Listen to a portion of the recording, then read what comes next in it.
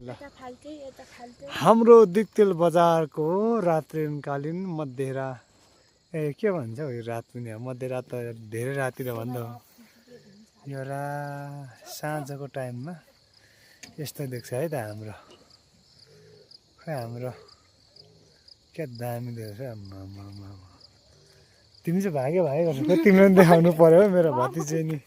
यता हेर भतिजे नि काकु भन न मेरो भतिजे र म चाहिँ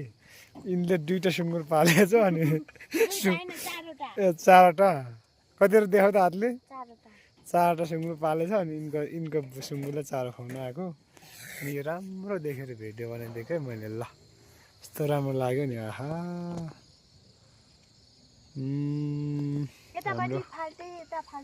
हाम्रो खोटाङ घुम्न आउनु हो साथीहरू कता कता हुनुहुन्छ सर्ट भिडियो हाल्नु पर्यो यो चाहिँ च्याट ल